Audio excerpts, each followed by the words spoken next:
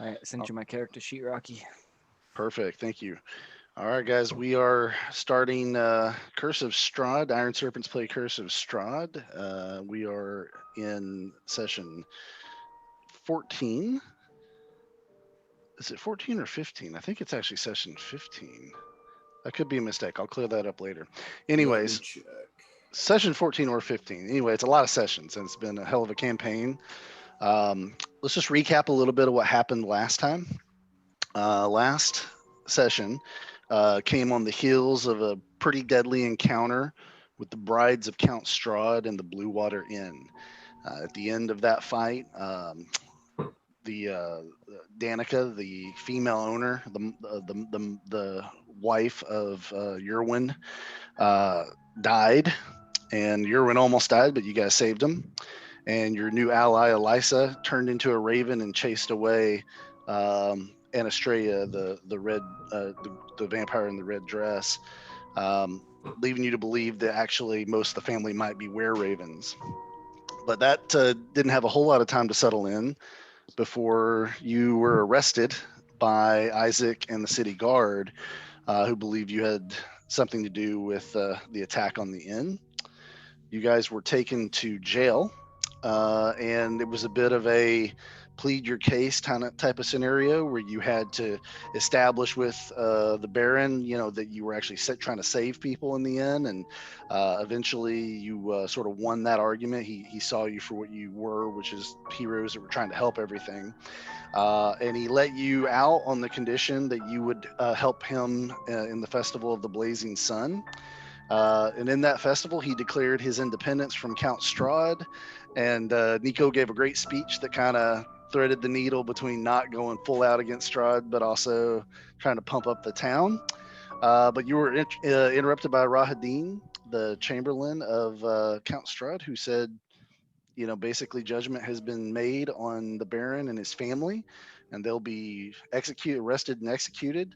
And Lady Wachter will be placed as the burgomaster of Vallaki and report directly to Count Strahd. But Count Strahd himself was to execute her brother, who was and is Father Lucian, who was the head of the church of the Morning Lord there in Vallaki. You guys know that that was a problem because the church was no longer sacred ground, having failed to devote enough time and energy to find the bones of Saint Andrel and reconsecrate the church. So Uh, bad. so, Oh, hey, look, in your defense, you had a lot of shit coming at you. Yeah, I know. We made the choice. We just thought other stuff was more important, and the church paid for it. So Yeah. yeah. So in the church, you had a epic battle. First you saw the confrontation between Father Lucian and Count Strahd, but after battling a couple of Strahd's vampires, Strahd himself took on a more undead appearance. And just as you were about to have to battle him, none other than Rudolf van Ricken entered the church and sort of in a dramatic fashion bought you just enough time with the help of his tiger to escape. You were The session ended with you guys having run out of the church with Van Richten, and as his tiger was being, you assume, torn apart by Strahd, he said that bought us a minute. We got to go separate directions. Get out of Vallaki. Meet me in 3 days at Lake Baratok. There's a tower, and that was all he said. And he ran into the night, and then you guys also ran into the night. Um, One piece of business that we didn't address was what you did with Father Lucian, so I'm going to ask that in a second. Yeah, I But was going to ask you that. the session ended with you guys a little bit west of the west gate of Vallaki, stumbling through the forest when this man, this elf, he's an elf with no ears, which was funny that I said that, but he has the look of an elf, but his ears have been, they're like scars. He actually approaches you with magical light in his hand and said, my name is Casimir, and I'm here to help you. And before we talk about Casimir, though, let's decide what happened to Father Lucian, because we didn't, in the chaos of how the session ended, we didn't discuss that. So, would you guys have brought him with you? Would you have told him to go somewhere he thinks is safe? What would you have done? If I recall correctly, I'm sorry, but I feel like we took great pains for Rogar to go and scoop Lucian up. He did. Yeah. Yeah, he did. He literally ran and pulled Lucian away from Count Strahd rolling around with the tiger.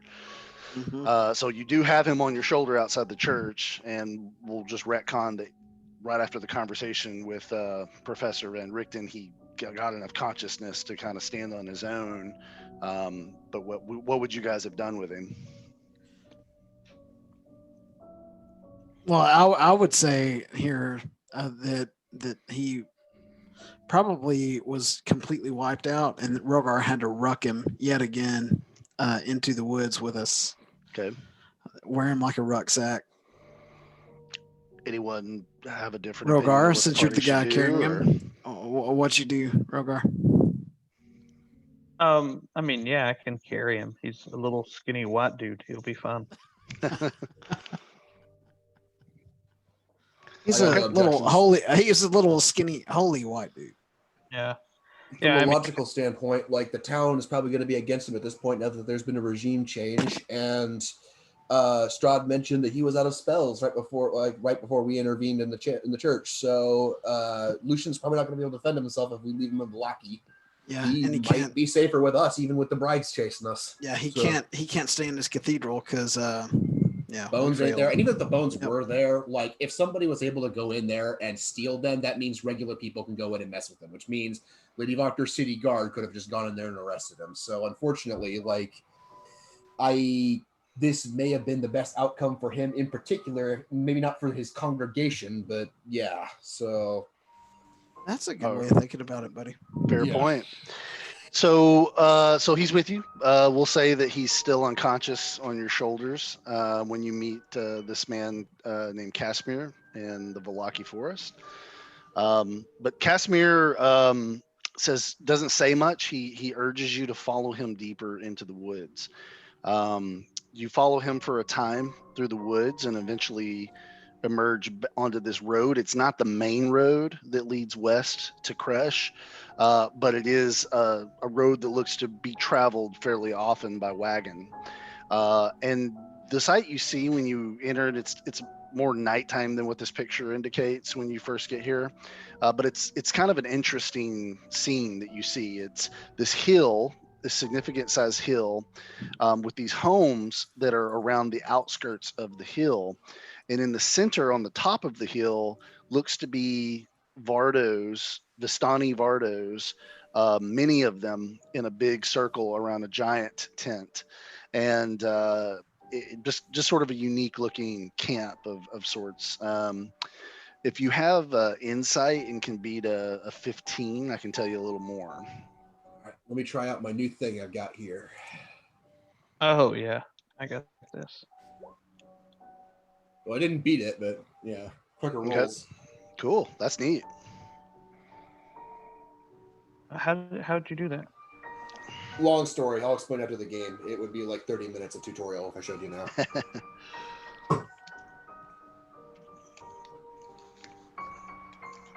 So Rogar, there we go.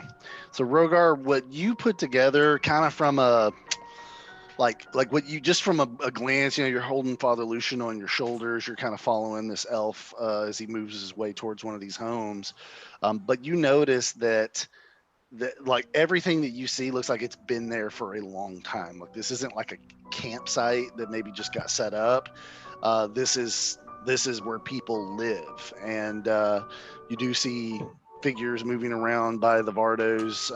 The homes that you're approaching, some of them have lights, some of them don't. But he leads you to the nicest looking one, and with that insight roll, you definitely insight that if he lives in that house, he's probably a more prominent member of this group, even though as of right now you don't know anything about the group. You also can, with that insight roll, see that these homes actually run into the hill. Because from the outside they don't look that big, but you can see they actually run into the hill structure itself, meaning they're probably built into the hill itself. All right. So I guess I could have put the picture up while I was describing all that stuff. All right. So you guys get close to this more elaborately decorated home, and he opens the door and says, "Please, my friends, you are welcome in my home, but I urge you to enter quickly."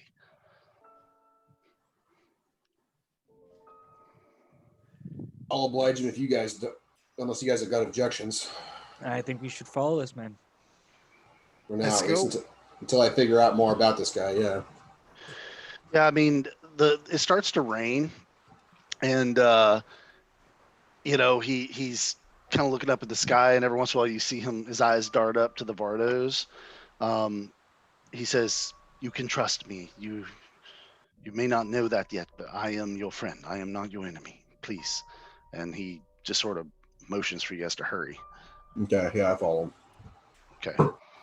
Nico follows him. All right. So you guys follow Casimir into his home, and what you're really amazed by when you walk into this, kind of like you saw Rogar, it definitely is way bigger from the inside than it looked like from the outside. He leads you to a place where you can. He's got some towels hanging up, and you can kind of pat yourself dry from a little bit of drizzle that got on you. Some of you have some blood stains on you from the battle in the church, and he leads you to this sort of parlor where there's different seats, and he motions and says, this couch you can set the good father on and let him rest. I have a concoction I can give him that will help him sleep and heal at the same time. And he goes over to this steaming like teapot and pours this sort of greenish looking tea. And he says, I will give it to him when it cools down a little bit, but have him lay down. Okay, I'll put him down. Okay. He says, as I said, my name is Casimir, and I am one of the longest living residents of Barovia. And I know much of your party, and you know little of me. And I can see you've had a very, very difficult night.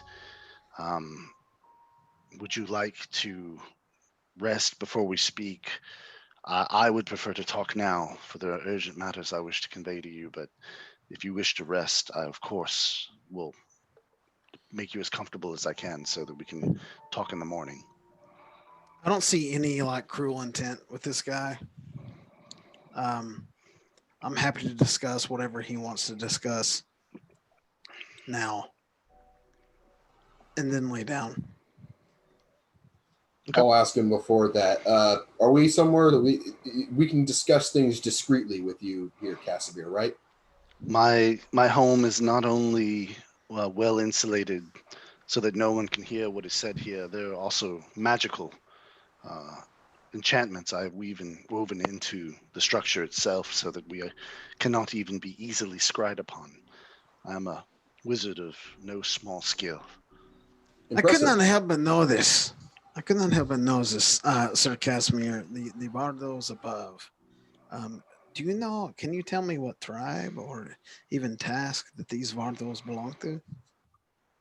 Yes, you would ask me the specific name of the task. I need this I don't. information. You know what's funny? I don't think the module even gives it a name. But give me 2 seconds. It is very important. No, It's very no, important. I know it Because is. some Vistani Take your time, Rocky. are better than others. I mean, the Nayat tribe, it would be super cool if it was Nayat, but I don't It get the is. feeling that it is. It is a very dreadful place. And Nayat would never bed down here. I might have to come back in a later session and That is fine. rename That is them fine. in hindsight. But he says, they call themselves the Zaravans.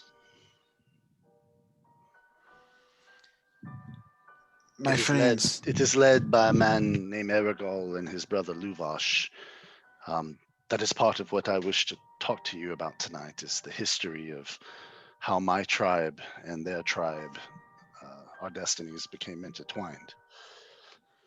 Mr. Casimir, I do not mean any insult. I only want to inform my friends here the Sarvan tribe, or the same tribe that Madame Eva is of?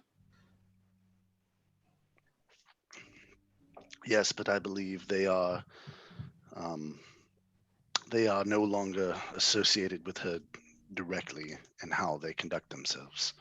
I am completely intrigued, and please continue. Let us speak now. Before I start, does anyone need any refreshments of any kind? Oh, I'm all right. parched. I gestured with disdain. Go I ahead. yeah, I have I've noticed in the last turn of events that my nerves are completely unsettled. I do not know which way is up. Do you have anything to take, the edge off, but is non-alcoholic? Perhaps something more herbal in design? The tea that I was going to give Father Lucian when it cools down is wonderful. Well, as far as wonderful you can get here in Barovia. Some of the herbs are actually come from outside of Barovia, thanks to the Vistani. Perfect. And If it is good enough for the good father, it is good enough for Nico. he And by the pours you way, a I cup. am Nico Tirada. I am Nico Tirada. I am at your service. Thank you, Nico. My sister has told me all of your names and much of your exploits in this land. You're in communication with your sister. I am. You have met her. Her name is Yes. Petrina. And when he says that, you guys remember that after you defeated the witches in the Bone Grinder Mill and went to found the secret chamber underneath, the ghost of an elven woman appeared to you, and basically had told you that, if I recall correctly, she told you some things. I'm going to get into what she told you because I don't remember exactly. I have to go back and watch the video. But she basically told you that she wanted to help you, and so. That's the name of the ghost, and so you just assume that that's who he's talking about. That ghost was his sister.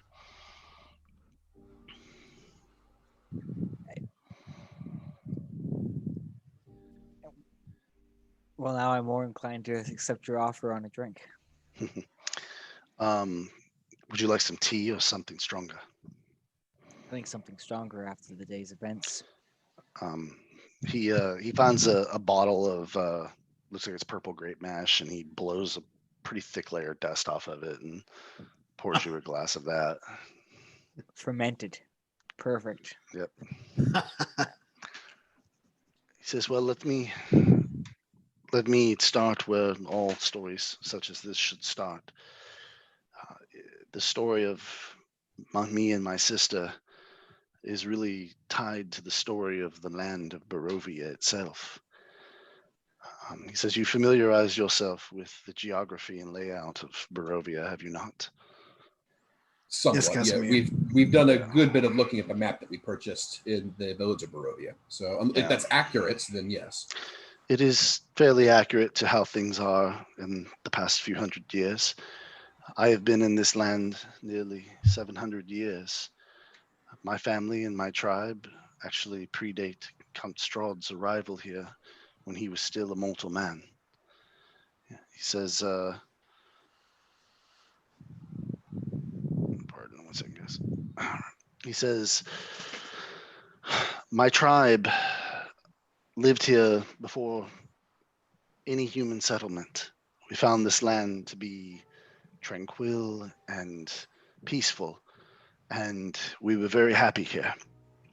And eventually, a group of humans entered the land. And though at first we were quite afraid of them and stayed away from them, we observed them for many years from the shadows of the trees, and eventually realized they were men and women of good intent, paladins of a holy order. My sister, and he does a little flourish of magic, and if you have Arcana, you can roll a 15.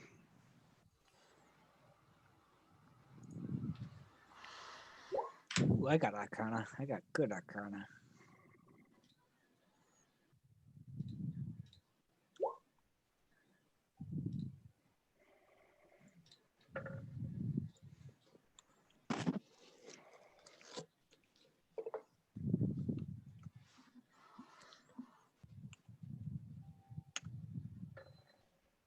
Ooh, 24. Okay. So what you know with that, that's a really good roll. What you know with that is he's casting minor illusion, but he's putting a twist on it that makes it more real and elaborate than what that cantrip can normally do. It looks like a very advanced twist on the cantrip. Something you think it would probably take you years to learn how to do. Okay. But he's able to do that, and when he does that, he says, "My sister," and you watch as these colors swirl together and take shape until this shimmering figure of this woman appears. He says she was a powerful sorceress, or wizard, and her name was Petrina. You've met her. She and I were apprenticed by a very powerful wizard, an archmage even, who resided in a place in the mountains to the south called the Amber Temple. He taught us over many centuries the art. And I say all this only to paint the picture that we are powerful. I am okay. I would not call myself a master wizard, but I am of no small skill, as I said. But my sister was a very powerful wizardess. And we did our best to protect the land alongside the knights. The scene kind of changes as he weaves his hands and it becomes more of a full picture. I mean, put that one in there. It's this. And these knights, these men who called their keep Argenvold Host, they followed Argenvost excuse me. They followed a man named Sir Vladimir Horngard. And Sir Vladimir was a follower of all things, a dragon I saw with my own eyes many times, a silver dragon, a dragon of good, whose name was Argenvost, hence the Hold's name was after him. These knights of Argenvost, they protected the land from many threats, both internal and external. And though we were not greatly populated compared to some other regions, we had a beautiful land and a beautiful home. And so long as people stayed away from the Amber Temple, which is a dangerous place that I'll get to soon, there was few problems until the day that Count Strahd von Zarovich and his armies and his family came to the land. They, with overwhelming force, took hold of the different villages. They, through the use of magic and immense wealth and manpower, built the incredible and audacious Castle Ravenloft, which I believe you have seen with your own eyes from a distance. And Strahd moved quickly to consolidate his power in the land. But the knights stood against him, and more specifically, the dragon. But Count Strahd, long before he was the undead fiend that you have met, was a brilliant warlord and tactician. And he used many vicious, merciless means to dismantle and defeat the knights. He eventually slew the dragon itself and took the dragon's skull to Castle Ravenloft. The knights were soon starved in their own keep, and with their defeat, Strahd's rulership of Barovia began in earnest. I'm not sure what happened after that. I've heard different accounts. But my sister, having heard all these tales of Strahd,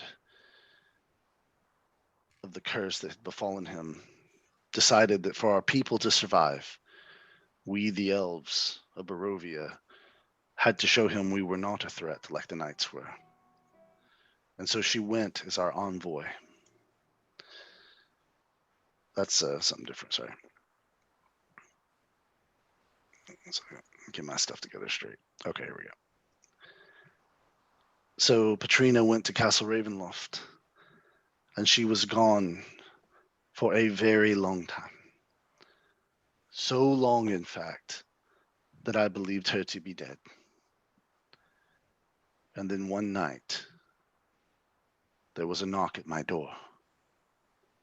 I opened it, and I saw my sister, and he waves his hand, now greatly changed. She had been kissed by this vampire Strahd twice, and he intended to marry her and give her a third kiss, which would solidify her power as a vampire herself, a true vampire, loyal to him. She told me that she had taught him much of the magic we knew. She told me that he knew of the Amber Temple, and it was there that he went to learn the secrets of immortality. She came to offer me the ability to go to Castle Ravenloft and serve at his side as she had. I pretended to accept the offer. She entered my home with joy that she and I would be reunited. But when her back was turned, I unleashed my strongest spells against her, and I incinerated my own sister to free her from what Strahd's plans were. When Strahd heard of what I did, he sent Rahadin, an elf, mind you, to our community. He said that if his bride was taken, that none of us should have ours, and he killed every female of our tribe. And then Rahadin, as added punishment to me specifically, took my ears.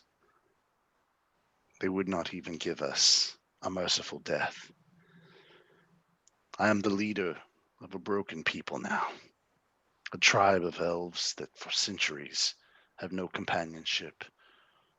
We are forbidden from interacting with the human communities more than is necessary, and we are to at all times work through the Vistani tribe that sits above us as our jailers. We've learned to get along with them well. At times there's been generations of them that are decent, but Aragol he is a malicious man, and his vengeance is swift. That's neither here nor there. I regret what happened to my sister. So,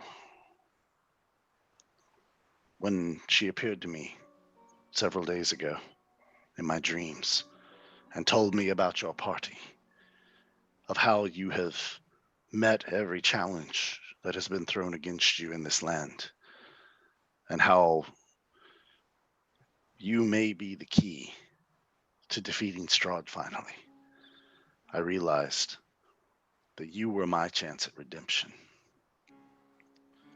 The Amber Temple I told you about, which is to the south, I believe magic resides there that could not only help defeat Strahd, I also believe that magic is there that can bring my sister back to life and the other women of our tribe. So I have sought you out with my sister's help for this chance at redemption. And he just kind of sits back and closes his eyes. And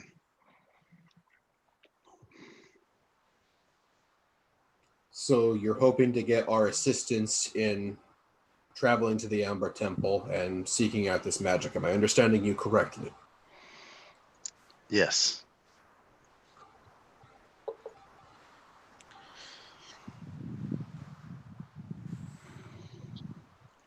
Sounds like I would have a bunch of places that I could learn a lot of extra magic, guys. could. I be- do not doubt that. Casimir, my good friend, what does it mean when an elf's ears are taken from him? If you do not mind telling me, does it grant you a disability? Does it grant you further abilities? What does this mean? Why would he only take your ears?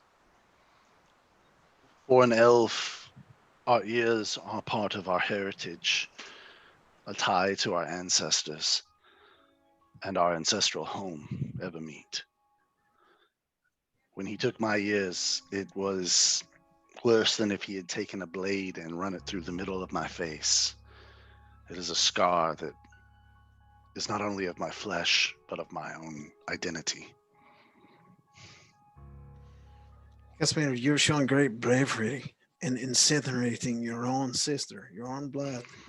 And as a Vistana, I understand the meaning of the blood tie. It is very important. I cannot imagine what pains you went through, but I will help you in time. As soon as I talk with my friends, we can decide at what time would be perfect to strike at this Amber Temple. We've been Must through be it. many events. Patrina has told me, and I know that I ask much of you. I also know that you may need more time to prepare for that trip.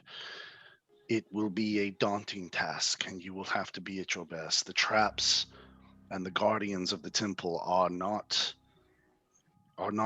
mundane at all. They are very powerful, and I believe I can guide you through the temple. But you will have to be at your very best. I heed your warning, sir. Thank you for giving it. So he says, well, I'm going to tend to the father for a bit if you would like to discuss things amongst yourselves, and kind of gets up and walks across the room. And if you guys whisper, you feel like you probably wouldn't hear what you're saying.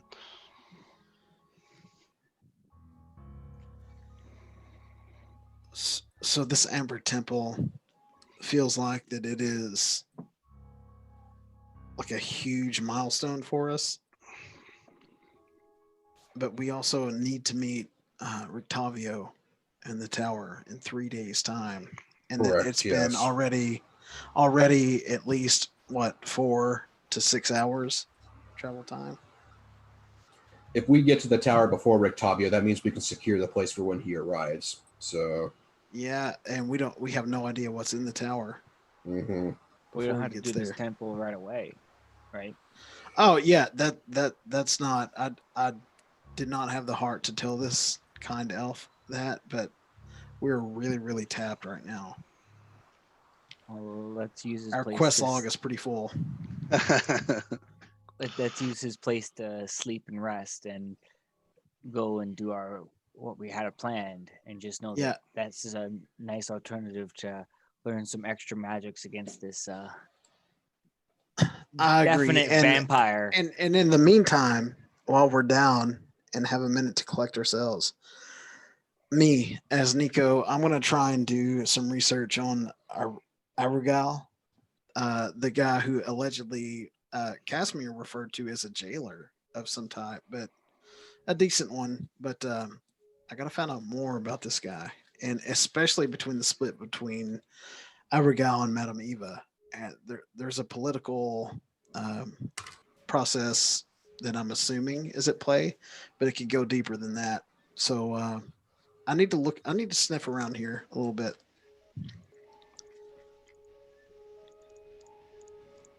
Okay. Anybody else? Drogar, Dr. Crawford?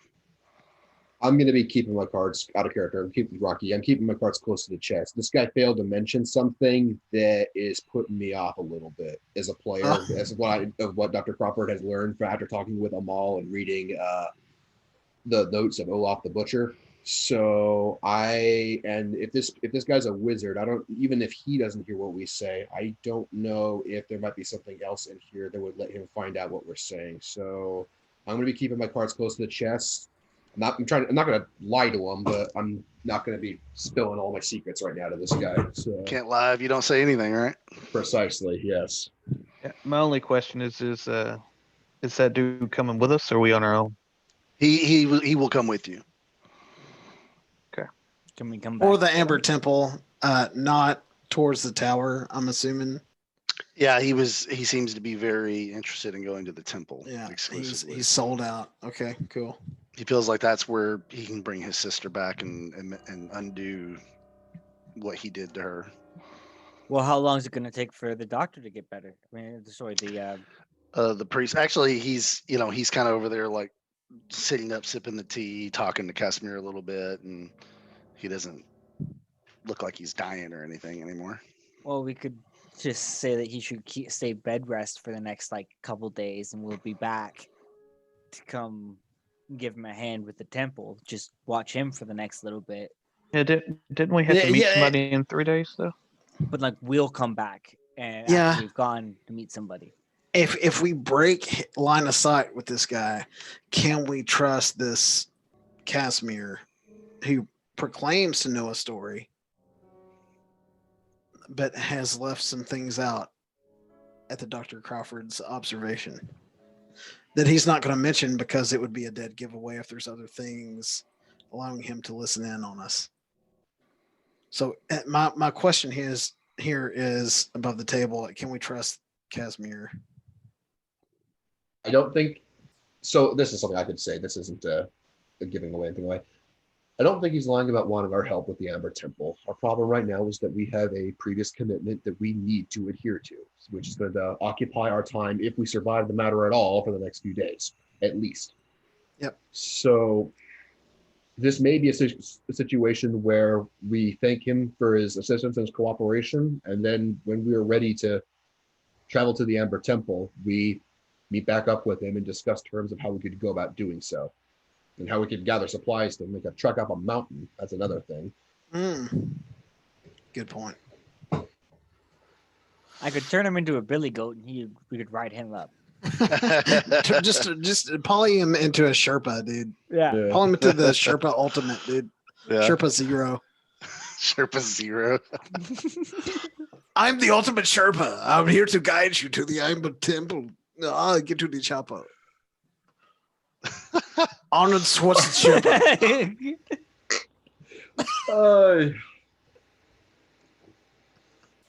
All right. So back in character. So you guys are kind of like you're willing to do it, but you want to wait until you are more prepared. And I'm about to snag this guy too for a sidebar. Okay. Yeah, so he comes back over from helping Father Lucian. He says, well, the good news is the father's injuries are not life-threatening, and with some rest, he should be able to recover. I would recommend, if what my sister told me about what happened in Vallaki is accurate, I would recommend that you tell no one that you brought him here. I believe I can keep him safe for an extended period of time. You have been here much longer than any of us, so I would defer to your supreme judgment on this. However, I have a question to ask you about this outer gal. This outer gal of the tribe that is above the ground here. That in your own words, Zonderans, that you referred to as a jailer. Is he keeping you somehow a hostage here? Nothing so crass as that. When Strahd sent Rahadin and his men to do what they did, some of those men were Vistani that were loyal to Strahd. And their descendants through the years have basically made this place their home. And they come and go as all Vistani do, but they always keep a strong regiment of their tribe here. And if any of my people wander off for too long or do anything that is decreed seditious to Count Strahd, it is the Vistani that are usually the ones that meet judgment out on that elf. I have a good relationship with Aragal, and as I have with all of the leaders of his tribe throughout the generations. But I know what our relationship really is, and I know that I am only tolerated in so much as I remain docile and browbeaten by Strahd's judgment. So, from what I can tell, from what you're telling me, um, Arugal above here, he is keeping you subjugated in a sense. It does not matter. My people's spirit was broken that night. And if I'm being honest, our spirit was broken before that night because what happened to our beautiful land. Can you imagine spending hundreds of years in a land that is green and prosperous, and then one morning you wake up and a wall of mist as high as you can see surrounds the borders, and the sky is, even in its brightest day, still hazy and gray. The land cries from the curse. That broke our spirits long before Rahadin and his men. Even if there were no jailers here, my people are, we are broken. And so I'm to assume that this Arugal, his allegiance is to Strahd, yes? I believe that all Vistani in Barovia will not actively stand against Strahd, making you a bit of an anomaly, my friend.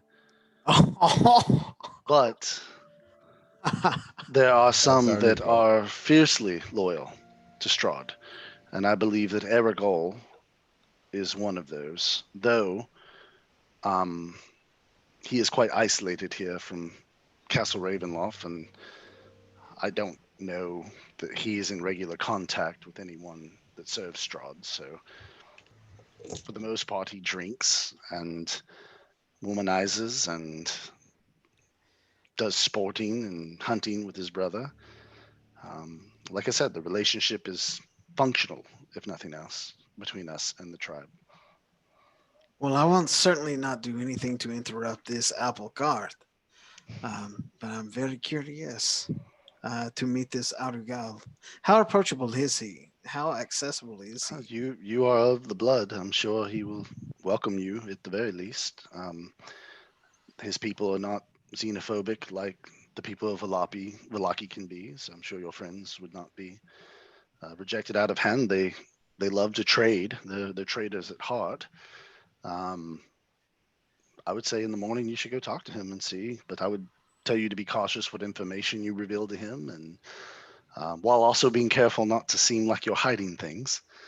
And I would tell you to not say anything about Father Lucian, for if Father Lucian has been decreed that he must die by Strahd, then Aragal would love to garner favor with the Lord of the land by presenting the priest to him. Wise advice. I will heed it. Thank you, sir. Rocky, kind of setting mechanical metaphysical question.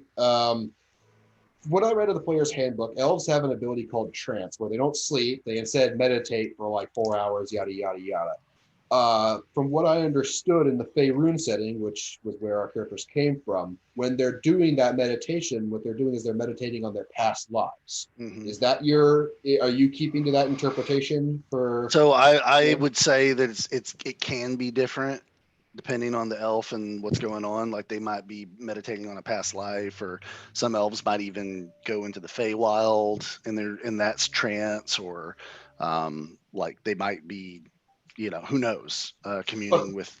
Okay, so the normal principle of elven reincarnation, that's a thing still, though, right? Yeah, I mean, I won't bind myself to it to the point where like I'd say that there's no such thing as a new soul, you know. But Okay. but yeah, that's definitely something that happens with the elves, that they get reborn in different bodies and relive those previous lives. Mm-hmm. Okay. But there could also be just a new elf that was born today, and this is his first life. That's precisely the problem. By the sound of it, there are no new elves.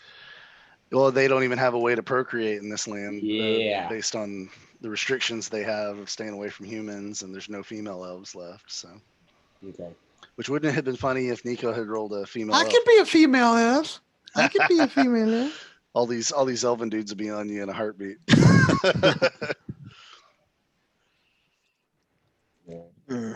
That should be its own one shot. That's what- Okay, well, Maybe I'll don't record say- that one. dude, I'll say I'm gonna go ahead and take Game my over, man. rest. It's game over. Yeah, I'll take my rest now, dude. I'll take my rest because he gave me some glorious herbs brewed in a tea, Mhm. and they're taking root upon my request. I'm yeah. getting dizzy and sleepy, so All I'm right. gonna lay on down. All right. Well, Casimir has a couple spare bedrooms, but they're not even like that big. They're like elven size. So Rogar, you're like, what am I supposed to do with this? You know, it's like half the size of your Can body. he scoot two together and make like a You'd have to California pull it king out. out You'd of it? have to pull it out of the other room, and then you're probably gonna get a queen at best. He's like, But he does lay some blankets on the floor, and basically apologizes that he doesn't have more accommodations, but you guys can rest here tonight and get a full rest. awesome. Full rest. So when the and morning breaks, can I be curled up inside of Rogar's like Yeah, nestle? you're the little spoon, Okay. Yeah. and yeah. Yeah. Why awesome. are you gay? So Oh my. sorry, Okay, where are those coming from? He's got the freaking rating soundboard. He's got plugged in for this. I just use it for everything, man. So anyways, so you guys wake up in the morning, you have a full rest, full hit points, you leveled up, all your abilities are recharged. Father Lucian is actually sitting at a table in a little dining room when you guys wake up. He's having some more of that tea. He's talking with Casimir. He's you can tell he's been crying. And Casimir's just kind of stoically listening to Father Lucian. Doesn't really have a sympathetic look on his face or a disconnected look. He seems to just be listening. He offers you. He has like a basket of like a bowl of like roasted nuts and a few vegetables and things. Nothing really substantive for breakfast, but for an elf, it's probably a pretty substantive breakfast. But Rogar, you're like, I ain't gonna do it. He says, my friends, he goes, I hope you slept well. Did you come to a decision about my request?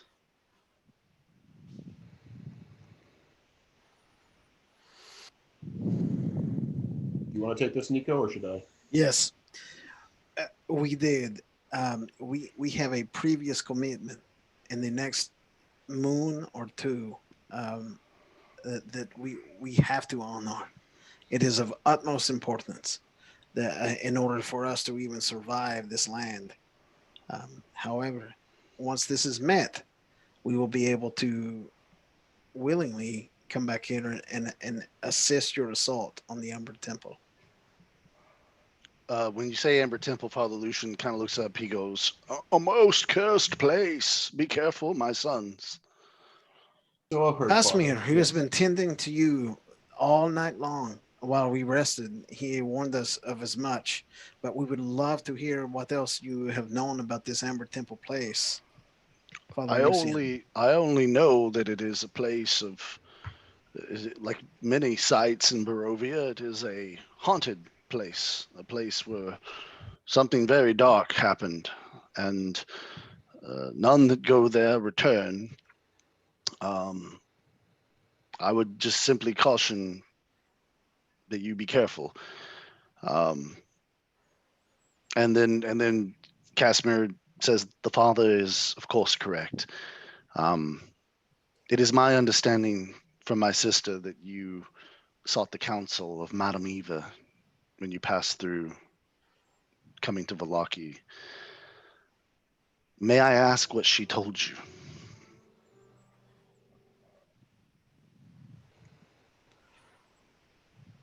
My sister could not enter her tent.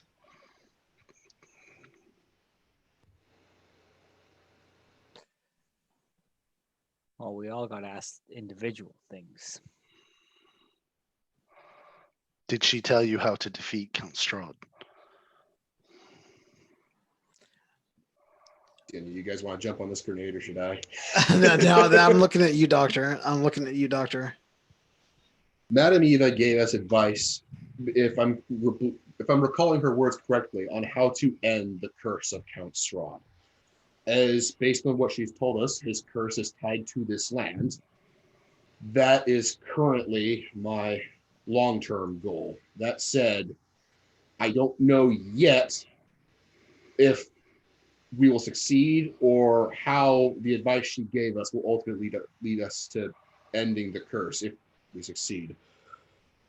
If ending the curse requires us to defeat Count Strahd, then you may have an ally with us in that. If not, then at best, we might be able to assist you in your assault on the Amber Temple, as I have some answers there I would like to get addressed anyway. Seems like we have mutual interests there. There are many powerful magic items and spell scrolls in the temple. I have no doubt if your intent is to go to Castle Ravenloft and deal with Strahd himself, that you may find things. In fact, I know you will find things that could help you. Of course, assuming that we survive. Yes, But that's the kicker. I believe we will. I know that you are not ready for the temple, and I hope that I did not, with my enthusiasm, make you feel like I was trying to get you to go with me there immediately. I have my own preparations to make as well. I will be here and ready when you return to go. If you have any means of getting a message to me as well, simply say the sun will rise soon over the land, and I will know that means to try to meet you. We can meet in the ruins of a town called Berez that is outside of the Salinka Pass on your way to the Amber Temple. But whether you send the message or come back here and tell me directly, I will wait to hear from you before we go. And I understand. You must know, my friends, I have waited for this chance for centuries. I can wait, another week or however long it takes. But I would simply echo what Father Lucian has said to you and take great care. This entire land is perhaps unfairly relying on you to save us. And if you meet an untimely end before you can complete what Madame Eva told you to do, it could be the doom of many.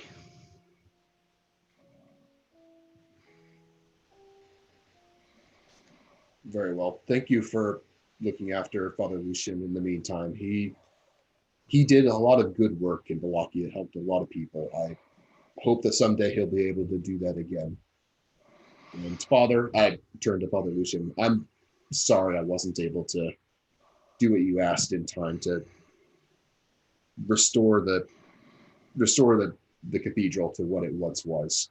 I'm just glad that Lathander put me in this place to be able to help you when I did. I'm sorry I couldn't do more. My son, you did as the Morning Lord willed. And that brings me to a most important question to all of you. Would any of you, after the things you have seen, the things you have with your own eyes seen, would any of you like to open your hearts to the Morning Lord? I can lead you in a catechism, and if you declare him as your deity, I believe that you will be better equipped to face the darkness of this land. And what he's basically asking you is, do you want to make Lathander, the Morning Lord, your main god you worship? I'll do it. Okay. He's literally mechanically had our back through most of the crazy stuff that was going on in Vallaki with Arena. So he's done more than any other metaphysical power has to help us right now. So I am totally down with the Morning Lord right now. Yep. So Zoc has accepted the literature and is ready to go. Anybody else? Nikki was going to Just- say, I have entrusted my backside to the darkness before, always looking towards the light, but never trusting it fully. And all I got is these scars upon it. If you, sir, can promise me that my faith in the morning Lord will change the course of events, I'm happy to pledge my sword and my life to his.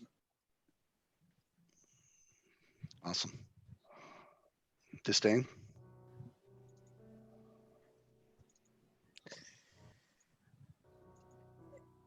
It's really hard not to follow suit. They both have great points.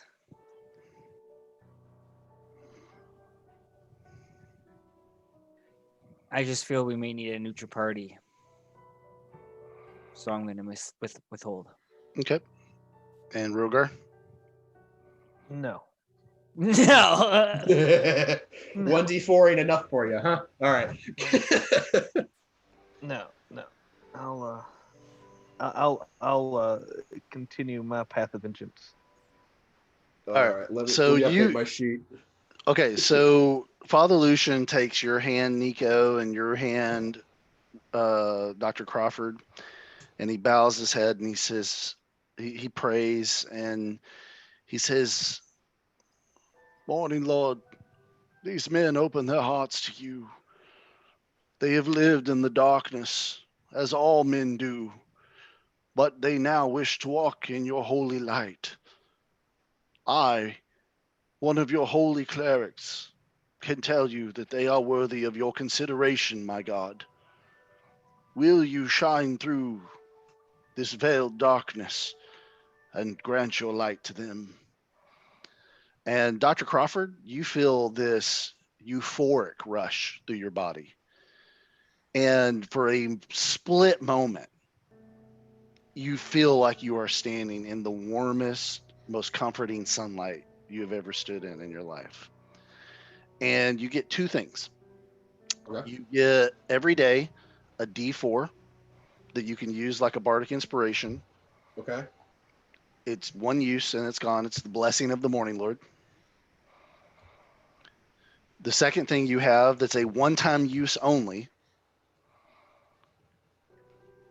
is the protection of the morning Lord. And what this is it's one use of legendary resistance. What the? Okay. Damn. Congrats, dude. Well, you got it too. Well, we don't Nico. know. The DM has not spoken. Oh, okay. You feel the light on your face for a moment and then it stops. And that you, for a split second, you have this moment of euphoria and then it pulls away.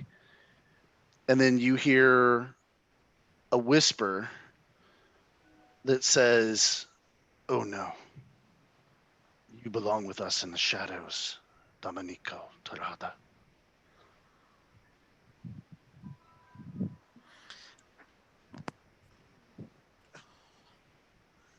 Choices, dude. Choices.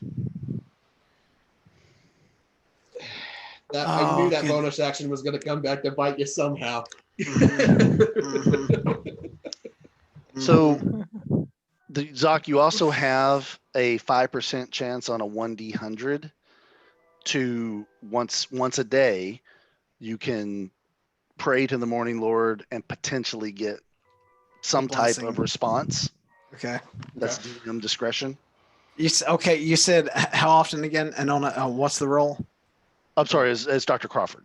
Okay. Did I Sorry. say Nico? Okay, I'm cool. sorry. No, I'm sorry. It's Dr. No. Crawford. Yeah, you once a day you get you call it divine intervention, but it's once a day you can pray to the morning Lord for an answer or for some type of aid. And it's a 5% chance on a 1d100. It's very hard to get a response. And it's at DM discretion after that. Yeah, correct? then even if it Yep. works, then it's my discretion how it actually looks. So, and Dr. Crawford, one last thing, and Father Lucian kind of communicates this to you.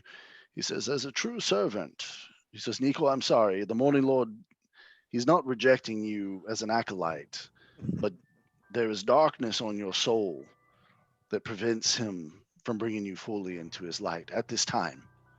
But just trying to open your heart to him is a step away from the darkness. As you continue to do good deeds, you can reopen your heart to him. Dr. Crawford, you are now a servant of the Morning Lord.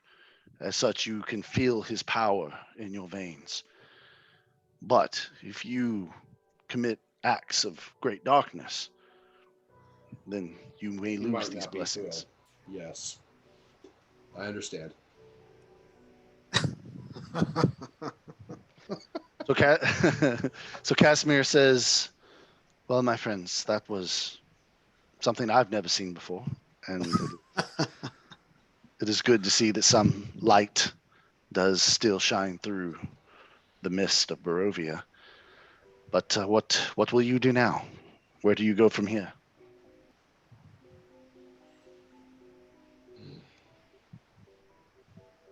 To the moon. Roll deception.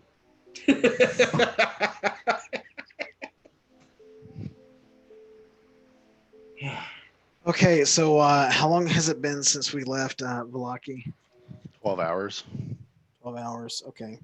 So you said in 3 days. How far away is this tower again, Rocky? Maybe a day's journey. A day's journey. Okay.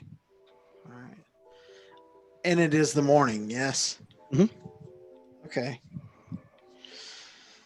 How do you guys feel about me going up to talk to Aragal? He is aligned with Strahd. Brain to staying with you. He's got deception. I don't think. No. Deception is what I have. I have deception too, though. Wait, Yeah, Nico, you have deception?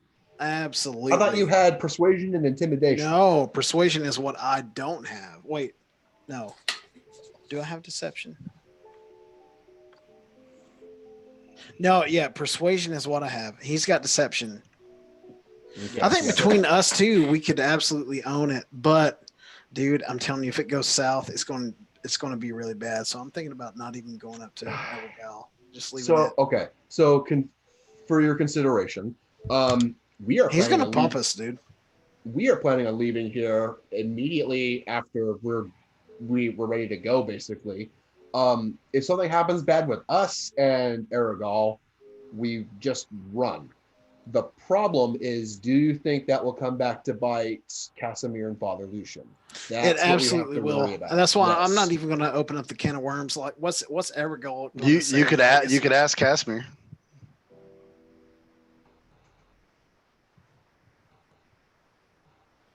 No, but here's the thing, Doctor. Like, by me going up there and looking out Evergal, dude, what am I looking for?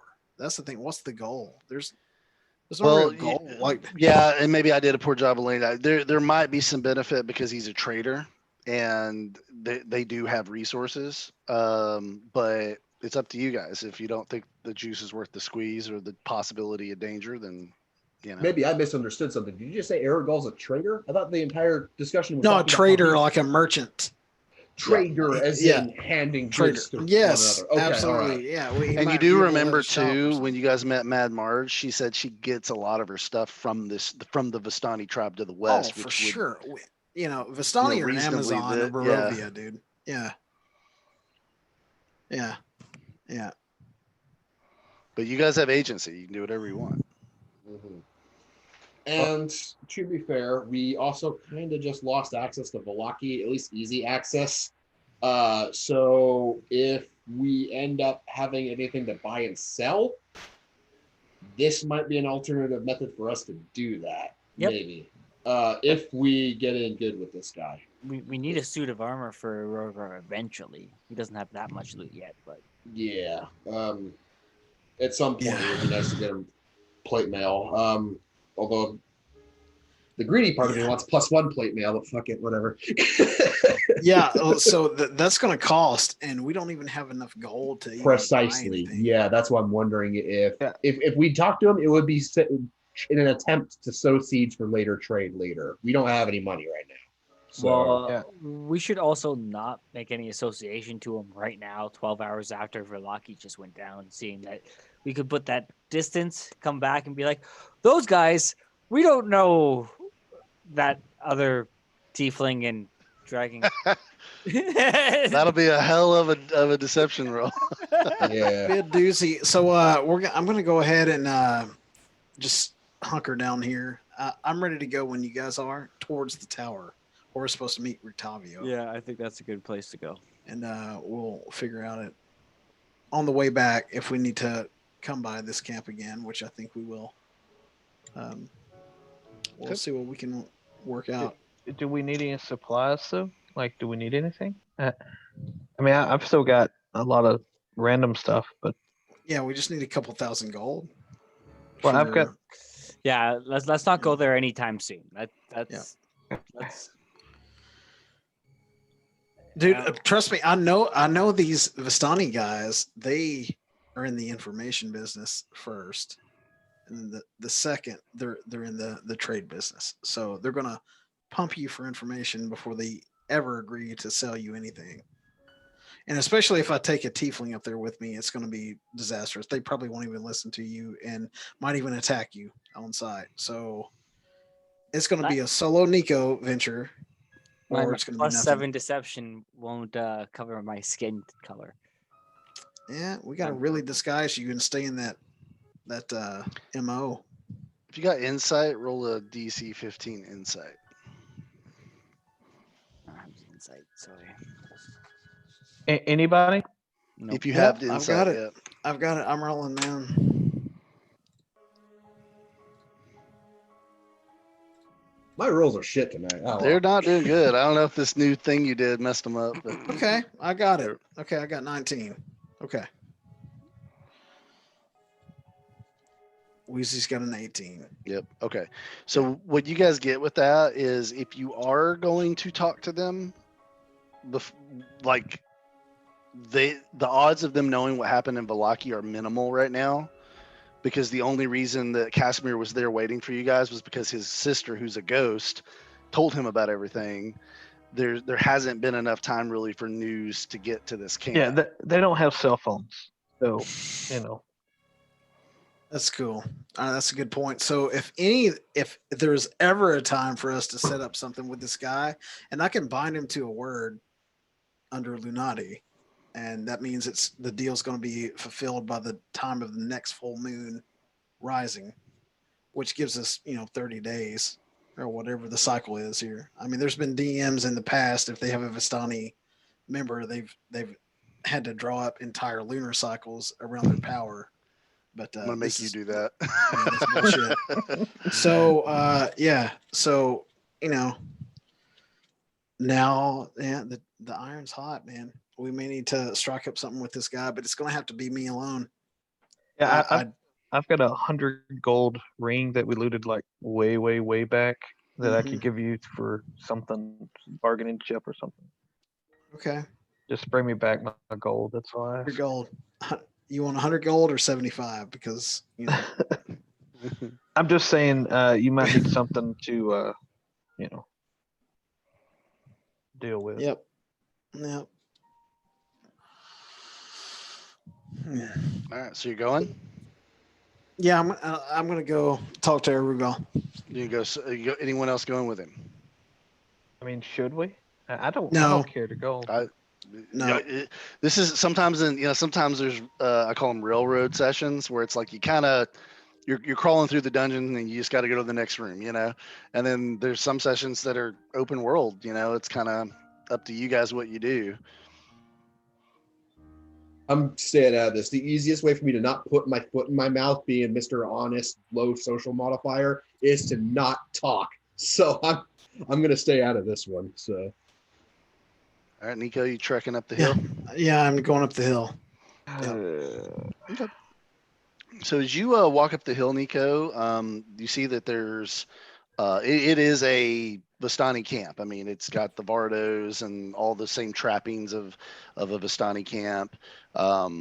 There are several figures moving about, but you notice that people are hitching up on horses and kind of tearing off into the woods in random directions. Seems to be a little bit of commotion happening. And as you get close to the big tent in the center, you hear a familiar sound. You hear the sound of a whip, whoosh, and then you hear what sounds like a young man's voice going like, ah, like screaming, mercy, ah, I'm sorry, I didn't mean to, ah, like, and then crack. Okay.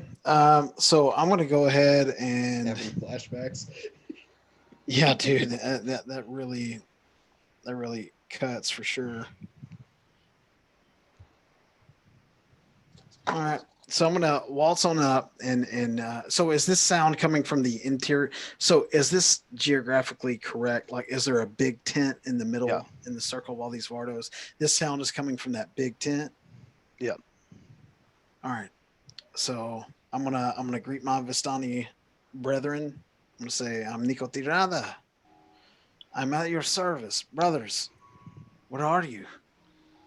Wait, so you're talking to the ones in the tent? You go into the Yes. tent? Okay. Yes, I'm So- walking in so- there. Okay, so you walk in saying that, and when you walk in, you see kind of strapped to a pole, but he's not bound. He's like actually holding onto the pole. Okay. Is a young teenage Bastani man who has a couple lashes on his back already. Not as vicious as yours, but definitely Mhm. welting and bleeding a little bit. And then standing directly behind him, you see this man on your right who's got this angry look and a bottle of open wine in his Ooh. hand, and he's, you idiot! How could you lose her? She's the only thing I care about in this world. And he's like cracking the whip, and then you see this more handsome-looking gentleman, kind of cool and composed, and he's leaning against the other post, and he sees you walk in. He goes, Luvosh, that will be enough. We have a guest. He goes, hello, brother. He goes, I am Hello, Ergo." brothers. Hello, brothers. I am Nico Tirada. I am at your service. They How kinda are look you at this each fine other- evening? They kind of look at each other confused. Give me an insight roll of 15. Oh shit, dude. What? We're doing rolling already? Look at this. Awesome. Insight roll of 15. Mm-hmm.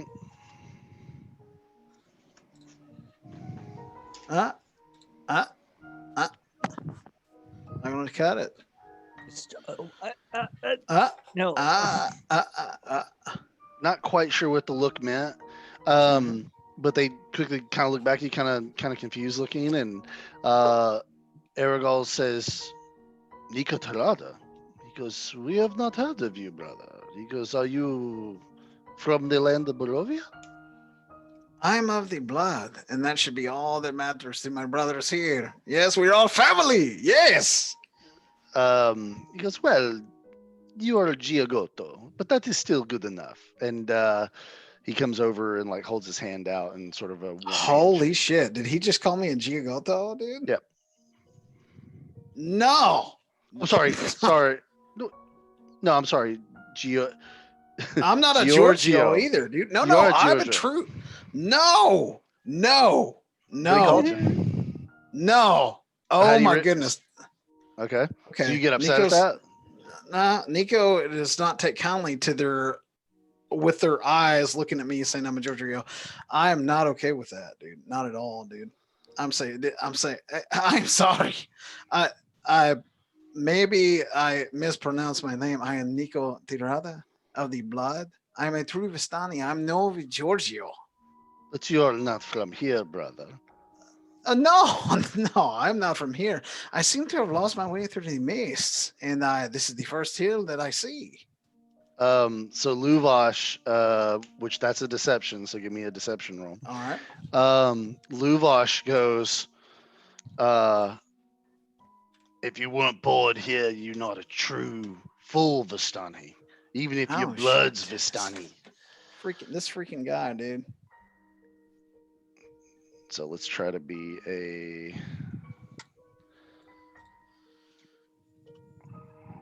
Let's see. If I can remember how to change it. Let's try to be a. Beat a let's one, be yeah. 14. Yeah. Oh, you got a 20. Yep. Okay. But you don't have deception though, right? No, I've got it. I've got +4 in deception. Yeah, but So- you don't have it as a skill though, right? There's a difference. So you're adding your charisma modifier, but you don't have proficiency. And under Rocky's house rules, if you don't have proficiency, you take disadvantage. Okay. All right. So roll again. Yes. Correct. Take the yes. lower of the two. Okay. Cool. This is why I was wondering if Disdain should go with you or not. Okay. Yeah. No. That would not work out well. So 'Cause they're busting my balls over me being a Vistani Giorgio. Like, can you imagine if a demon horn dude rolled up in there? So he goes, and you do not look like a man who just stumbled through the mist, brother. We are family here. Tell us how you truly came to be in the land. Okay, so now I'm family. That is all I was looking for. You are family, but you're Giorgio. You are I'm of not the a Giorgio. people, but you're not. Listen, Luvash, I know this is your name. Luvash, you're a big man. I see your peacock chest. It's beautiful. I wish I had that, but I do not. So I will bow in humble radiance to you, sir. All right, I salute you. Okay. Persuasion, Oh, beat- shit. There you go. Beat a 15.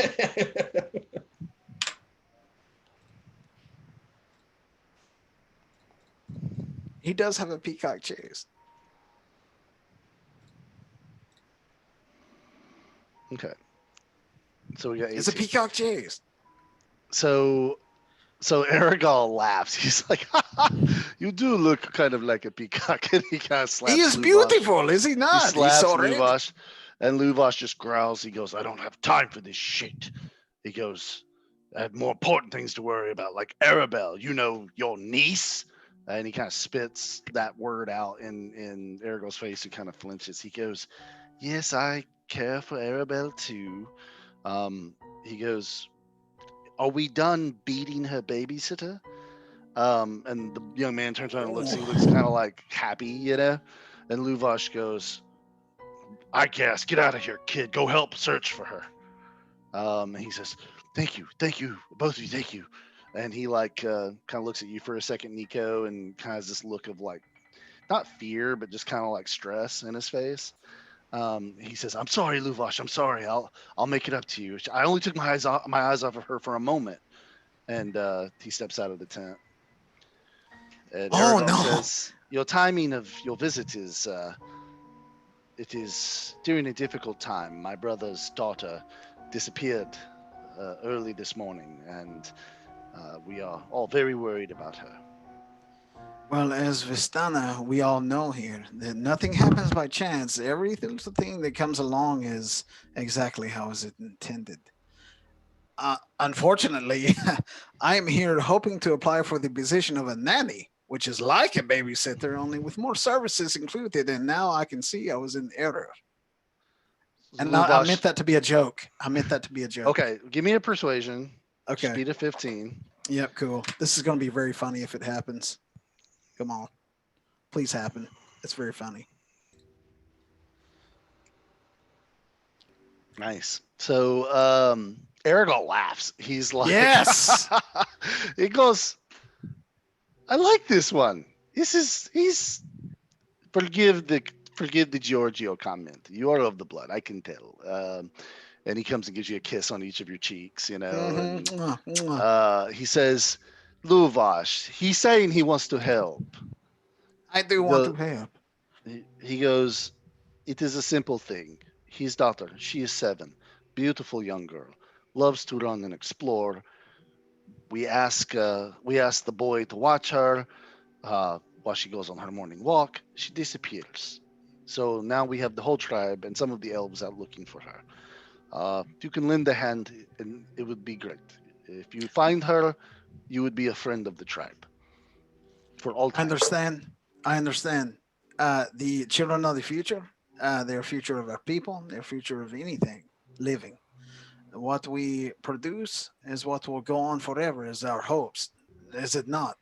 So can I ask you a favor? Can I talk to this man here that you're beating, the babysitter? Can I talk to him and find out a little bit about what happened?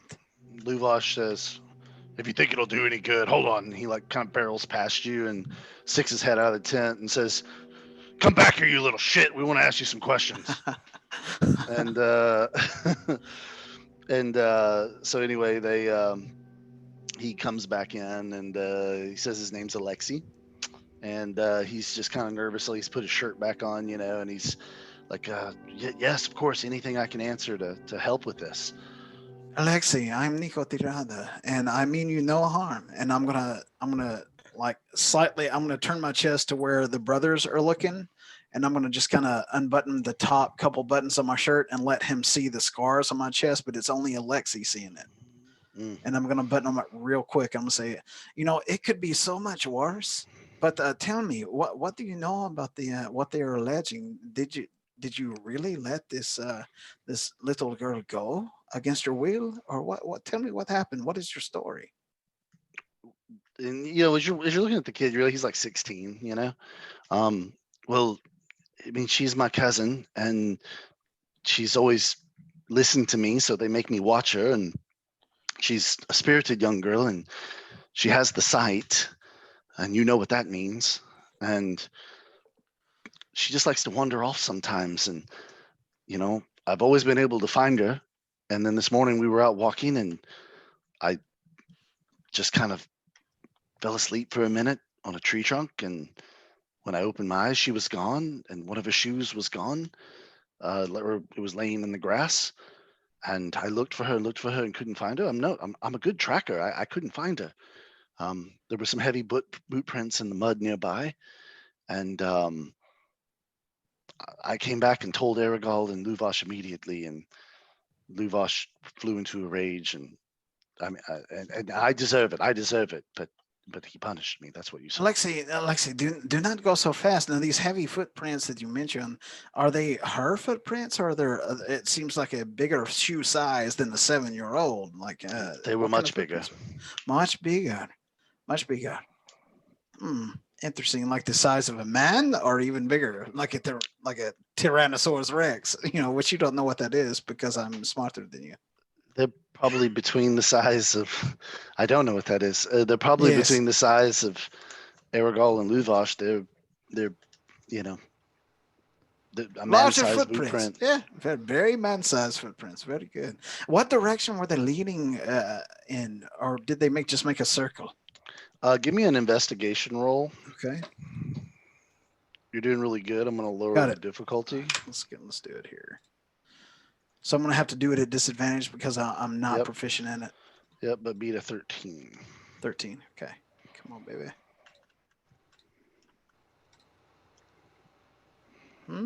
Could happen. Yep, did happen.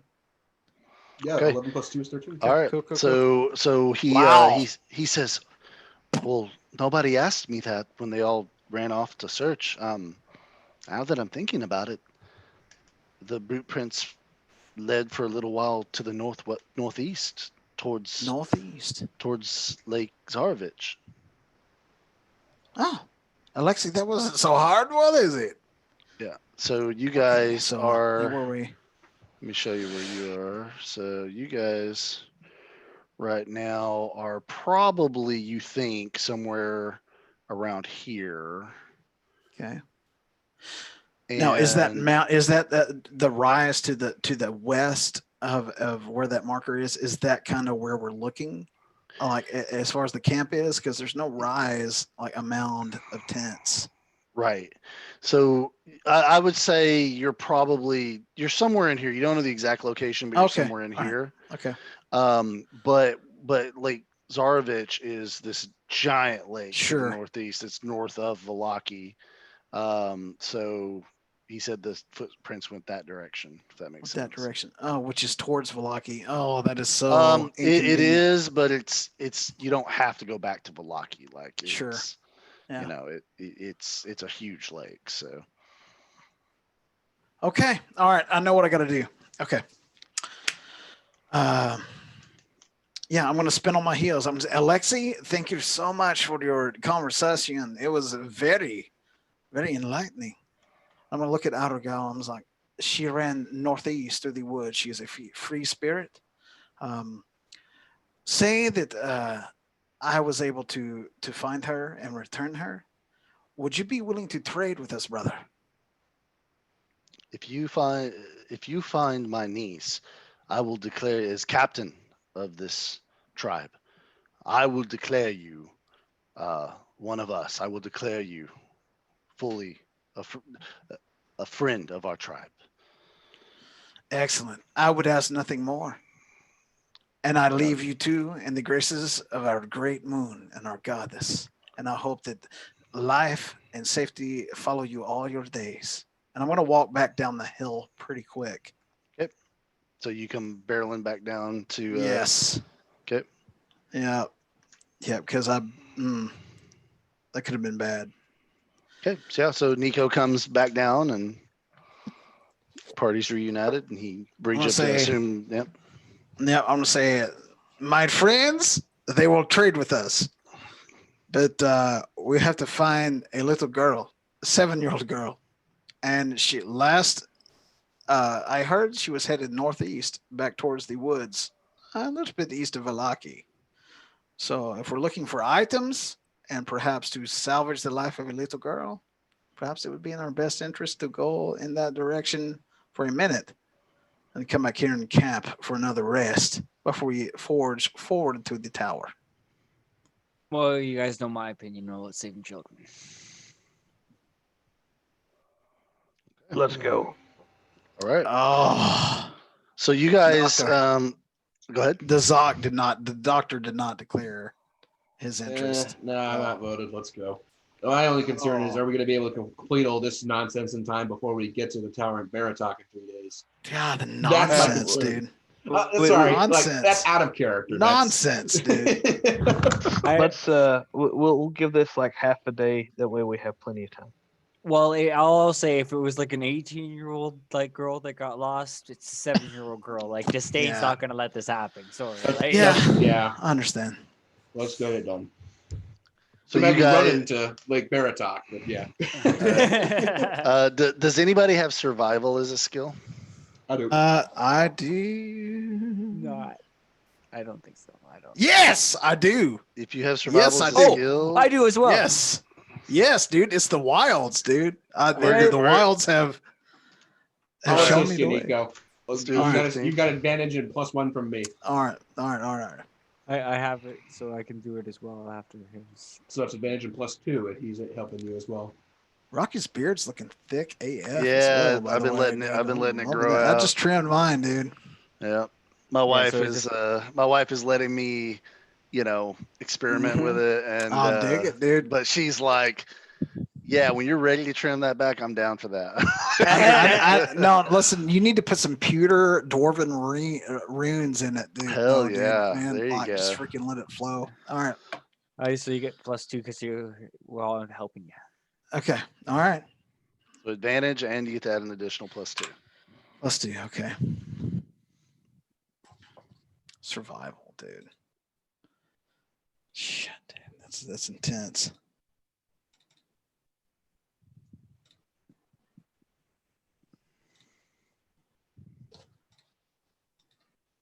And I seem to recall you having some inspiration as well that you got. Yeah, I'm gonna go ahead and use one of those, dude, right now, because that was just what was that?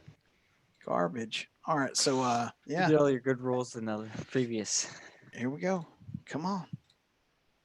Golly, dude, I'm gonna burn another one, dude. That is the only 2 inspirations I have. I'm burning it. This is critical, dude. It is. Rocky's Rocky, can people who are assisting him burn inspiration as well? Yeah, if you want to give your inspiration to him, I'm giving him one. Fine. Okay. You get one on the house, Nico. I'll subtract. All right, buddy. All right, let's come on. Let me get. All right, so that was my last. Okay. You get another. Hold on. I have a full 3, so let me give him one. Can I do that? You cannot, because you're not assisting him. But what if I want to assist him? You have to have the skill to assist him. It's all right, Nico. I gave you an extra one, so I'm giving you 2 now. This is the last one. This is for all the tea in China. Boo Let's go. This man. Boo this man. Yes. There we go. All right. Thank you, doctor. Thank you. So, Nico, you guys run into a few of the Vistani that are kind of out there looking for her, and you get, after about an hour, you get a general idea of where she would be, or where she disappeared. And you do find a shoe laying in near a bush, And then with that survival roll, with the guys helping you look around, like literally the way that worked out role play wise is the guys are literally walking around helping you find tracks and talking about, is that a print? Is that not a print? You know? And then eventually you find a heavy set of boot prints in the mud, and you determine it's an adult human male, it looks like, in leather boots, whose tracks run away from the site where her shoe is found. And you don't find for a little while any more tracks. It takes you about another hour. You eventually do find a trail, and you follow this trail through the woods for about half an hour until you eventually find yourself on the shores of Lake Baratok. Now, it's more daylight than it is in this picture because it's still around noon at this point. But you see a boat about 15, 20 yards into the lake, not very far, but it's a rickety old boat. And you hear a girl screaming, and you see there's a girl who's tied up, a little girl, and she's struggling against an older man. And Rogar, as soon as you see this guy, you remember your beer drinking buddy from the Blue Water Inn. It's Bluto the fisherman, and he's got this little Vistana girl in his hands, and he's trying to tie her up more, and he's screaming at her. He's, Lass, stop screaming. This is for everyone. If we give you to the lake, then the lake will give us fish again, and we won't starve. I'm trying to think exactly how I want to do this, but I want to cast Minor Illusion in front of him in a way to almost scare him away from the center of the lake. It's just trying to think of how. So he's in a little Hey, boat. turn yourself into a fish god, dude. Well, I can like, I want to do something underneath the lake to almost get him to turn it back around and. Okay. So you're casting Minor Illusion? Yeah. Okay, so you gotta tell me exactly what you do. So I'm gonna do a bunch of bubbles that are under the water in a sense, and kind of like just enough to agitate the surface of it. And underneath, I want to do a low moaning, groaning sound from right underneath those. Okay. I'm gonna give him a Wisdom saving throw. What's your spell? What's your I know it's charisma based, but what's your spell saving throw? That's the top. Oh, it's the 15. 15. Okay, so he's trying to beat a 15. Okay. Okay, so he suddenly like stops and looks at the bubbles. He goes, looks at the girl, looks at the bubbles. He goes, "You see, girl, the lake is getting excited for the sacrifice. I was right." And he keeps trying to tie her up. At this point, I yell. I cast suggestion. Okay. On him from over here, and I yell, "Run! Like, get away! This is not the lake. There for your help. It's there to hurt you, and it doesn't eat children. It only eats old people." Okay, so you cast suggestion. So is that also a Wisdom saving throw, or is that? Yes, it's also a Wisdom saving throw. Okay, cool.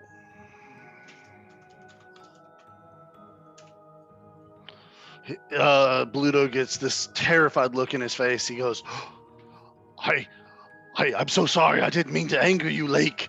I thought that's what you wanted." And he, at this point, sees all of you, and he starts. Can I yell at him? Yeah. He's like, "Don't come near the lake, my friends. The gods of the lake are angry." And he starts beating the paddles and trying to get away from that little bubbly stuff. As he's doing that, I'm like, "What are you doing? Come here!" And motion him towards us. Okay. Give me persuasion at advantage because you're his friend and you bought him all that beer. There's a lot of beer.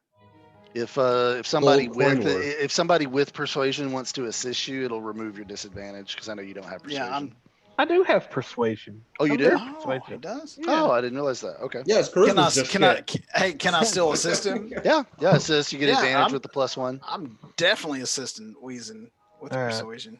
I don't need it. I'm awesome. I know. I'm very Okay. persuasive. Of course. Use some of that inspiration that you've been Yeah, there you accumulating. go. So persuasive, dude. Critical fail. That one. Put my That's perfect. yeah. There you go. There you Okay. go. All right. That's awesome. So, all right. So he goes, I'm coming, my friend. I'm coming. And he rows the boat up to you guys on the shore. And he says, he goes, I don't know what I did wrong. It's like I told you, the lake, it responds to sacrifice. And I thought the sacrifice of the girl, she's a witch. Maybe that's why they're mad. What? And A the little girl witch? goes, I'm not Oh. a witch, you daft idiot. She goes, I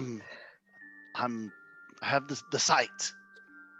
I slap And, him upside the hand with mage hand.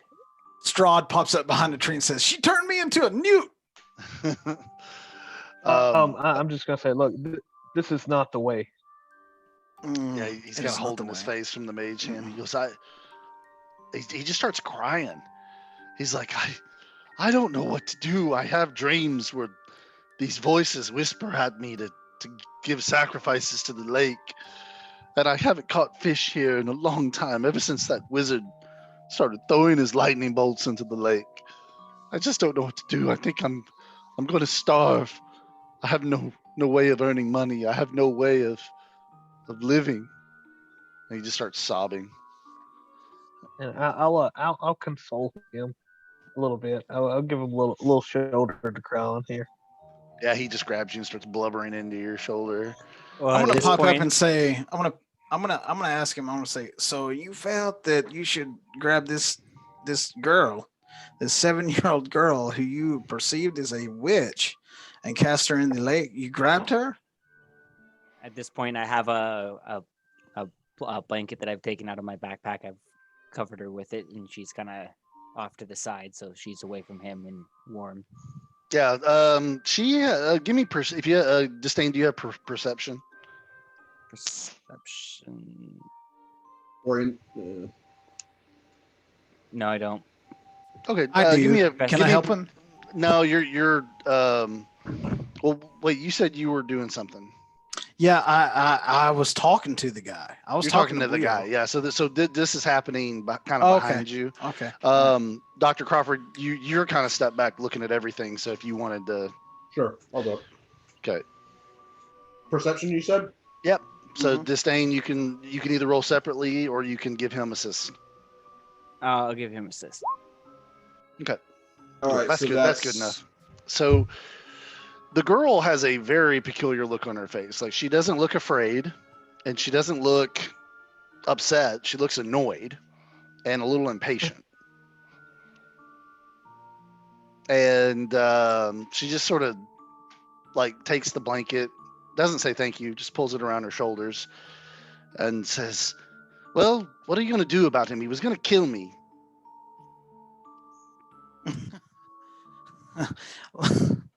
I just look over to Rogar. Yeah. Okay. He's your friend. You figure this out.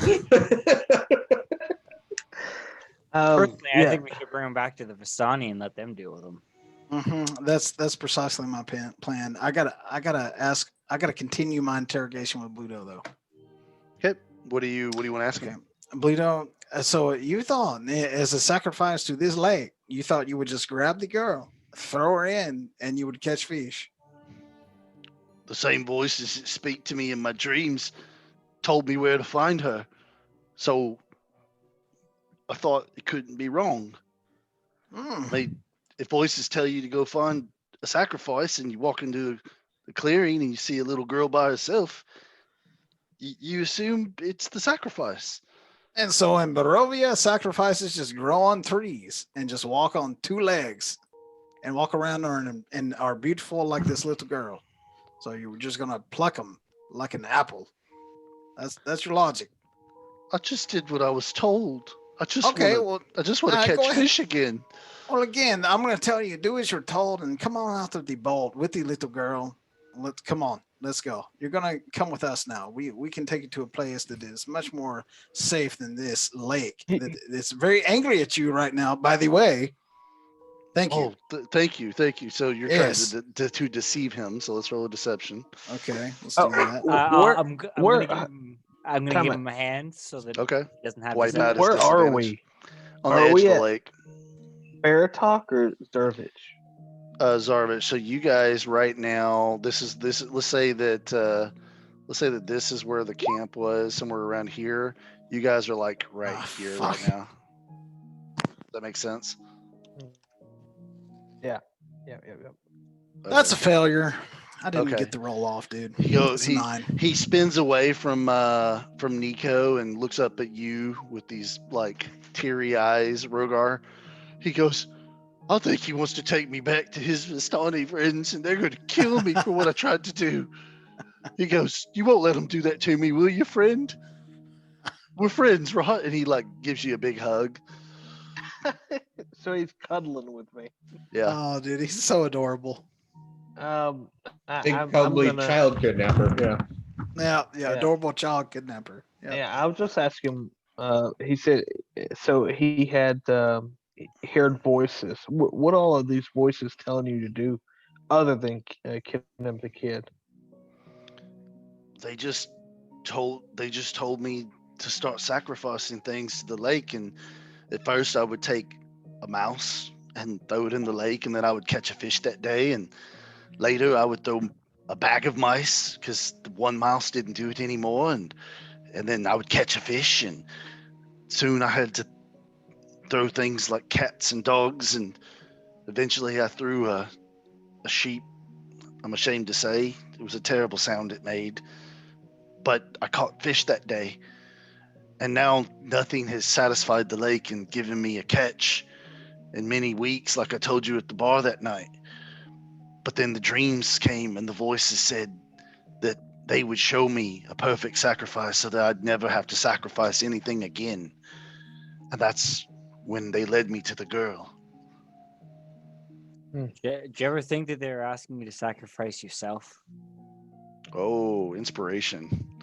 We're not here again, dude. No, we're not here again, dude. We're not here. So he really thinks about what you said to Stan, and he goes, I haven't really felt like myself in a long time, friend.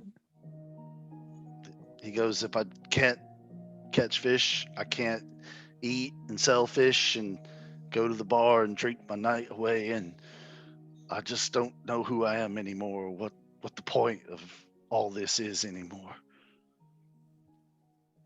I'm sorry, little girl. I'm really sorry. She spits on the ground. She goes, we should take him back to my father. He'll mete out Vistani justice on him. She goes, do you know what Vishrad means, old man? And Not familiar. Nico, you know what it means. I'm gonna like spin on my heels here. I'm gonna say, what's her name again? Andrella. Arabella. Arabella. Before I came off to search for you, it was said that you had this sight. Is this true? Yes, it's true. Can I ask a favor since we saved your life? I suppose. What do you see in store for Bluto here? He is an honest man trying to make an honest living.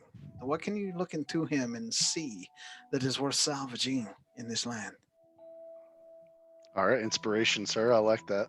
All right, so she says, well, I can't quite turn it on every time I try, but I could try. Uncle Aragol says that when I'm older, if I'm good, I can go study with Madame Eva, but he hasn't really talked to her in a long time, so maybe that's why he's kept me here. It doesn't matter. I can do it. And she like literally closes her eyes, and then you guys see for a split second this like little shimmering of magic on her forehead that almost looks like an eye for a moment, and then it's just a normal forehead again.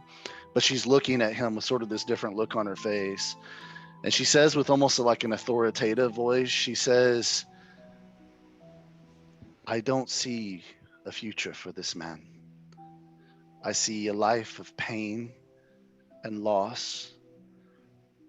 He loved a woman once, but she died giving birth to their son. She starts crying. She says, something evil has been talking to him. Something that feeds off of turning good people to darkness. She kind of shakes her head. She goes,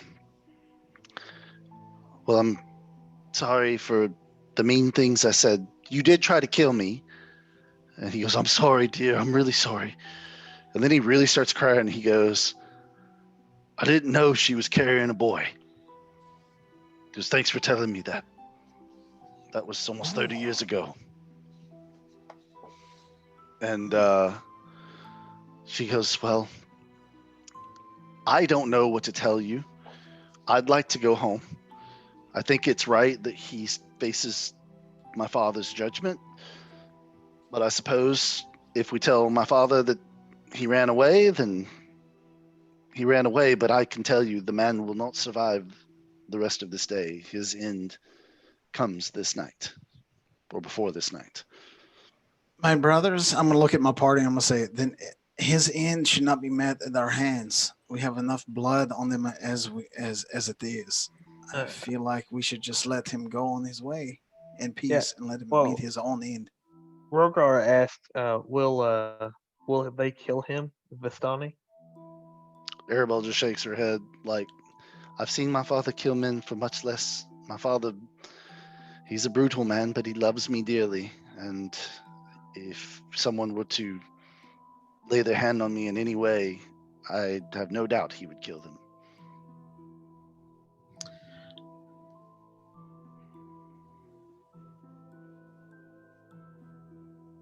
Hmm. Bluto doesn't seem to be crying anymore. He seems to just be standing there kind of in his own head. Do any of us have any fish or anything, any food we can give this guy on us? Let me look. You still got the frickin' mackerel you bought off him in the first place, Wheezy. Yeah, Yeah, give him some fish, dude. he's my Sashimi. buddy. I mean, yeah, I'm sure it's rotten by now. That's been like Well, 3 you days packed it ago. in salt because you're a dragon and you know these things. You know, pack it in salt, dude. I mean, obviously. Come on. You calling him a salt packer? Salt packer, dude. Pound it. I don't think it's gonna make much of a difference. She says he dies tonight anyway. Now, above table, is this a innuendo that even if we leave him, he's going to kill himself? Because Mm, She just said that he won't survive the rest of the day no matter what you do. Just saying, this is Because- sounding an awful lot like our old acquaintance Olaf the Butcher. So Yeah, it's hard. Inspiration for that observation, sir. Zoc's like, Well- I'll take that. Let me just mark it. yeah. I just I don't feel like we could let him. If I could guarantee he was going to go and kill himself personally and not hurt any more children, Disdain would let it go. Currently, I kind of want to take out my flame sword and hand it to him and offer it to him as his last way of ending it himself. What does the party feel to that statement? Be the second person I've Executed in a creative manner. Oh, dude, that's number 2 at least that we know about. That's number 2, man. This just because that's how I picture his demise in the next couple hours is him walking to a tree and hanging himself. I don't think that's a pleasant end to a friend. If we feel like he's going to go the way of the butcher of killing and sacrificing more children, I'm going to say he is not stepping past this place. How does Do you, so If you have insight, give me an insight roll. Try to beat a 15. I don't have insight. Yeah. I think No, I don't have insight either. Dr. Crawford and Rogar do. That is a nat 1 from Dr. Holy shnikes. My Ouch. rolls Oh. tonight. There it is. Wheezy. Okay, 15. so All right. came in right at the 15. He just seems defeated, man. He just doesn't. He doesn't look like he would harm anybody right now. Of course, you can never tell what someone's going to do later, but as of right now, he looks guilty and regretful of his actions.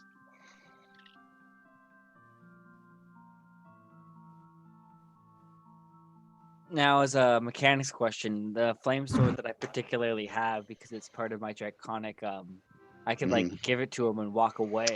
It's a And once- spell. So once you try to hand it to someone else, it disappears. Oh, okay. So I'd have to do it. Never mind. He's your friend, Rogar. You're the one that gets to make the ultimate Oh, decision. Rogar's the guy. He's Yeah, I don't think Rogar would kill this man. I don't think Okay. he would. Okay. I think he would just tell him, no more. But I don't know. So is that your decision? Yeah, I don't think we kill him. Are you guys deferring to Rogar? Yeah. 100%. To me, this is Yeah. between Rogar and Disdain. So Yeah, I side I- with Rogar for sure. Okay. I've got child safe. Rogar gets decision because it's his friend. So Yeah, I don't want to kill this guy. I'll let him do it his own way. Okay. He kind of coughs out a little apology to Arabelle again, and thanks everyone for their mercy. And then Rogar, when he looks up at you, and he goes, "Young man, maybe to you, that beer was no big deal that night in the Blue Water Inn, but it was the nicest thing someone's done for this old man in many years. Because if you ever find your way back to Vallaki, and you find where my old shack is near the blacksmith, underneath the floorboards, there'll be something for you." And he pats you on your shoulder, and he says, "May the morning Lord shine on everyone." And And I'll nod to him. he walks back into the woods towards Vallaki. Arabelle goes, "Can we go home now, please?" Arabelle, you're such a you're a handful, aren't you, little sister? Let's get you home. So as you guys are leaving, if you have perception, I have a very difficult perception roll for you guys. Need you to beat an 18. All right, Nope. let's go. Plus, did you say perception, Rocky? Perception. not gonna do it. Nope. Wow, I rolled above a 5 all night. dude, the rolls have sucked. I mean, tonight I on the have party, a. dude. I mean, it's not a skill, but I have a +1. Does that mean Yeah, no? no, roll? you have to have it checked as a skill. yeah, bubbled in. Cool. All right, no worries. So All you right. guys, I feel like guys- there's worries to be had. It's No, not- there's always sometimes, worries. sometimes it's just some nuanced thing you may pick up or learn or something. It's not necessarily something that is bad. It's just, It's just maybe there was a classified. squirrel in the tree I wanted you to see. 18 Uh, to this girl. Yeah. Just well, saying, it's whatever hard to it see a is, squirrel.